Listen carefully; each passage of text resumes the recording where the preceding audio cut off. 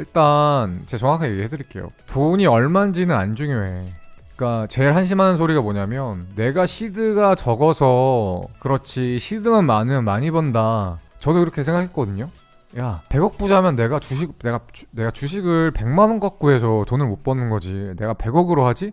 난 무조건 벌어. 이런 생각 하잖아요. 정반대예요. 시드가 크면 클수록 운영할 때 제약도 많고 멘탈적으로 관리하기도 힘들어요. 그래서 시드가 무조건 크다고 유리한 건 아니에요. 제가 봤을 땐 시드가 적을수록 유리해요. 왜? 내가 어차피 10만원밖에 안 되는 시드는 날리더라도 다시 10만원 알바해서라도 재생산할 수 있지. 100억을 날려봐. 100억을 어떻게 해서 어디서 벌어오겠어. 그래서 제가 늘 하는 얘긴데 시드는 안 중요하고 실력이 중요해요. 실력만 있으면 금방 불려요.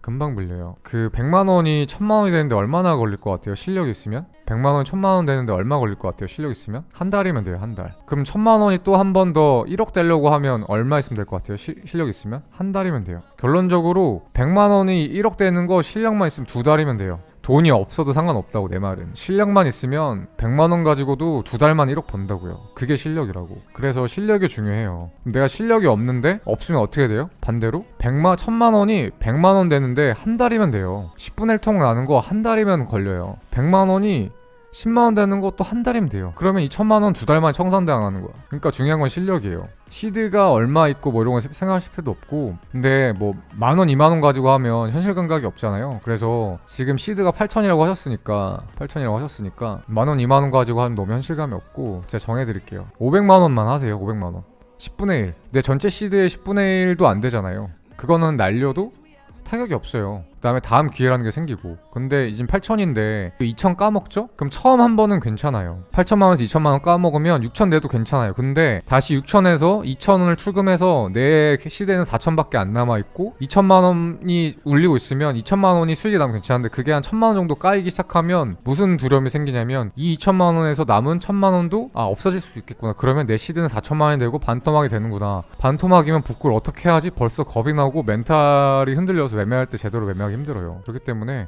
500만원만 가지고 하시고, 500만원 가지고 만약에 내가 5천만원을 만들었다 그러면 8천만원 가지고 8억 벌 수 있는 거거든요. 이미 검증이 끝난 거야. 이때 하세요. 소액 가지고 10배 불리기 한 다음에 본 시드 투입해서 10배 불리기 한번 해보세요. 이러면 돼요. 이 전까지 내 실력이 완벽하다고 느끼기 전까지는 선물은 방심하면 안 돼요.